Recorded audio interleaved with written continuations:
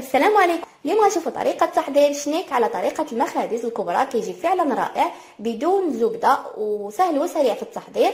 الا عجبتكم الوصفه ديال اليوم ما تنساوش الضغط على زر الاعجاب وكذلك الاشتراك في القناه مع تفعيل الجرس باش دائما توصلوا بجديد الوصفات. نخليكم مع المقادير وطريقه التحضير وفرجه ممتعه. غادي نحتاج كمكونات لهاد الوصفه. عندي 500 غرام من الدقيق او ما يعادل 5 ديال الكيسان بالعبار ديال كاس الشاي او كاس العنبه، القليل من الملح، 100 ملل من الزيت او ما يعادل كاس الا ربع. كما كتلاحظوا هنايا الكاس غير ممتلئ. 160 اولا 150 ملل من الحليب اللي كيكون دافئ، بيضتان، ثم 7 غرامات ونصف من السكر بنكهه الفانيلا، 8 غرام من خميره الحلويات او البيكنج باودر او ما يعادل كيس واحد، 3 ملاعق كبيره من السكر، هنا السكر الخشن او السكر حبيبات، وعندي ملعقه كبيره ممتلئه من خميره الخبز او الخميره الفوريه. نبداو بسم الله على بركه الله في تحضير الوصفه. اول شيء غادي ناخذ هنا اناء اللي يكون صغير او زلافه، وغادي نوضع فيها ملعقه كبيره من السكر، من السكر الخشن او السكر حبيبات، نضيف ليها ملعقه كبيره من الخميره خميره الخبز او الخميره الفوريه، نخلطهم مزيان، وغادي نضيف عليهم الحليب اللي كيكون دافئ، كميه من الحليب، وغادي نخلط هذه الخميره ونخليها تفاعل مع السكر. ثم غادي ناخذ هنا اناء، الاحسن يكون اناء كبير، وغادي نوضع فيه 500 غرام من الدقيق او ما يعادل 5 ديال الكيسان. غادي هنايا نضيف الفانيلا 7 غرامات ونصف، نضيف كذلك السكر، ونحاول نخلط هذه المكونات اللي كتكون جافه. نضيف كذلك الملح ونخلط مزيان. غادي نضيف هنايا البيضتان، وهنايا ضروري البيض يكون بدرجه حراره المطبخ بطبيعه الحال باش هاد العجينه هذه تختمر لينا بسرعه. ثم غادي نضيف 100 ملل من الزيت او ما يعادل كاس الا ربع من الزيت. غادي نضيف هذيك الخميره اللي تفاعلت لينا مزيان مع السكر للخليط، وغادي نجمع الكل بالحليب اللي كيكون دافئ. هنايا ضروري اننا نحصلوا على عجينه اللي تكون رطبه ولينه، ما تكونش قاصحه، باش كيجينا هذا الشنيك هذا رطب ومفشفش ومهوي. صافي بهذا الشكل هذا كنجمع العجينه كلها وكنضيف واحد شويه ديال الحليب في التالي، وغادي نجمع مزيان العجينه. هنايا راه ما كندلكهاش، يعني كنحاول انني نجمع ونخلط دوك المكونات مزيان مع بعضياتهم بلا ما انني كندلكها، يعني كنحاول ندخل فقط المكونات كما ذكرت في بعضياتها. بهذا الشكل هذا ها هي العجينه كتكون جاهزه. شوفوا هنايا القوام ديالها كيفاش كيكون. هنايا راه ما كتكونش كتلصق بزاف في اليدين، واحد شويه، وكتكون كما كتلاحظوا رطبه.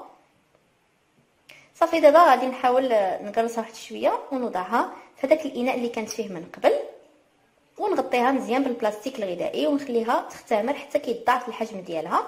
عاد نكملوا تتمه تحضير الوصفه، وغادي نمروا مباشره باش نحضروا كريمه الكاسترد او لا كريم باتيسير.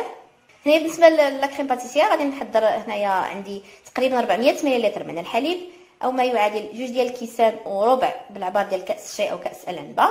عندي 3 ملاعق كبيره من السكر، من السكر الخشن او السكر حبيبات، 7 غرامات ونصف من السكر بنكهه الفانيلا، وعندي بودره الكريم باتيسير او الكاسترد اللي بنكهه الليمون. هنا انا استعملت نكهه الليمون، ممكن تستعملوا بودره الكريم باتيسير العاديه هذه اللي كتكون بهذا الشكل هذا، يعني كتكون بنكهه الفانيلا. انا هنايا استعملتها بنكهه الليمون ولكم الاختيار. غادي نضيف لهذاك الحليب 7 غرامات ونصف من السكر بنكهه الفانيلا، ونضيف كذلك السكر الخشن، ثم ملعقتين كبيرتين من بودره الكريم باتيسير او الكاسترد. بالنسبه لهاد البودره اللي غادي نستعملو ضروري يكونوا الملاعق كبيره ممتلئه جيدا بالنسبه ل 400 ملل من الحليب اللي استعملنا. غادي نخلط مزيان هاد المكونات هذه وندوبهم في بعضياتهم، ثم غادي نوضع هاد الكاسرون هذا فوق النار مع التحريك المستمر حتى كنحصلوا على كريمه اللي كتكون ثقيله في القوام. وهنا بعد التحريك المستمر كنحصلوا على كريمه اللي كتكون ثقيله في القوام بهذا الشكل هذا.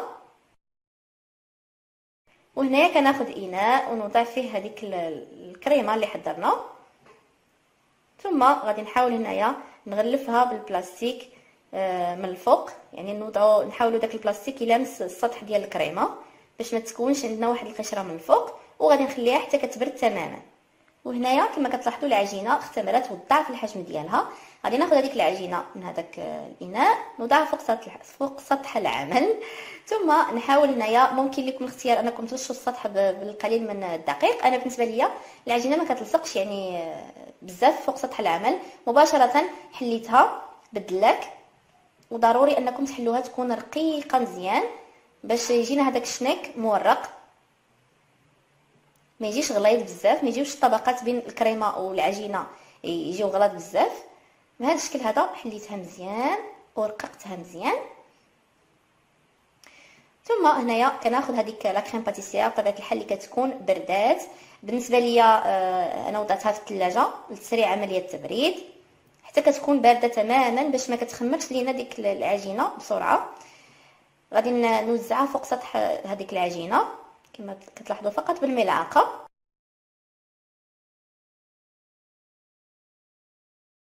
ثم غادي ناخذ حبيبات الشوكولا اولا شوكولا كوكيز اللي كتكون بهذا الشكل هذا، وغادي نحاول نرشها من الفوق فوق سطح العجينه. هنا لكم الاختيار، ممكن تستعملوا كذلك ايضا الزبيب اولا اي مكسرات عندكم، ممكن تستعملوهم كذلك ايضا فوق الكريمه كيجيو حتى هما لذاذ. انا استعملت هنايا فقط الشوكولا. ثم غادي نحاول هنايا نلف هذيك العجينه على بعضياتها يعني بشكل حلزوني، كنلفوا العجينه من البدايه حتى نهايه العجين. ثم هنايا كنحاول نثبت جيدا هذيك العجينه، التالي ديال العجينه كنحاول نثبتو مزيان وكيجي هو اللي كيكون لتحت. وهنايا انا خديت خيط به غادي نقطع، خيط عادي به غادي نقطع. سبق لي شاركت معكم هاد طريقه التقطيع بالخيط، فعلا عمليه يعني سبق لي شاركتها معكم منذ اكثر من سنتين، يعني استعملتها معكم في تقطيع الشناك وكذلك تقطيع لاجينواز.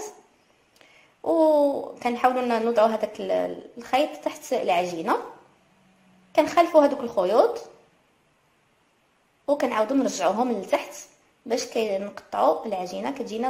كيجي التقطيع سهل جدا وديك الكريمه ما كتخرجش لينا من العجينه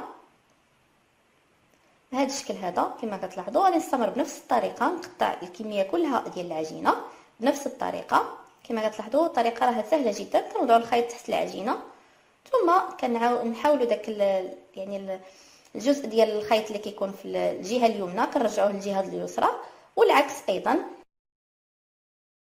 وهنايا كنوضعهم في صفيحه ديال الفرن وكنخليهم حتى كيختمروا كيضاعف الحجم ديالهم.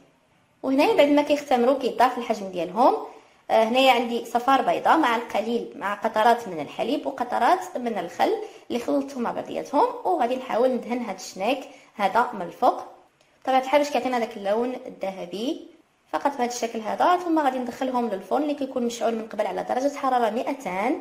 بالنسبه للفرن انا كنشعلو ربع ساعه الاولى يعني من التحت، ومن بعد كنعاود نشعلو من الفوق باش كيكملوا الطياب من التحت وكذلك كيتحمروا لنا من الفوق. وهنايا بعد ما كنخرجوهم من الفرن كما كتلاحظوا راه كيجيو هشاش بزاف بزاف وكيجيو اسفنجيين. هنايا انا غادي نستعمل تقريبا ملعقه صغيره من النباج اللي غادي نخلطها مزيان وغادي ندهن بها هاد الشنيك هذا من الفوق باش كيعطينا هذيك اللمعه اللي كنشوفوها في المخابز، وفعلا كيجي اكثر من رائع وكيجي خفيف بزاف. وهنايا انا ضفت القليل من اللوز من الفوق كتزيين بسيط جدا، وممكن تخليهم فقط بالنباج او حتى بدون نباج الا ما كانش متوفر، فقط ممكن تستعملوا المربى ايضا حتى هما كيجيو لذاذ بالمربى. وكان هذا هو الشكل النهائي ديال الشنيك اللي حضرت معكم اليوم. شنيك سهل وسريع بدون عجين مورق بدون زبده، كيجي فعلا اكثر من رائع، خفيف وسهل وسريع في التحضير، ما كياخذناش وقت طويل صراحه، فقط وقت التخمير هو اللي كيكون شويه طويل. الى عجبتكم الوصفه ديال اليوم ما تنساوش الضغط على زر الاعجاب وكذلك الاشتراك في القناه مع تفعيل الجرس باش دائما توصلوا بجديد الوصفات. نتلاقاو في وصفات اخرى ان شاء الله، والسلام عليكم.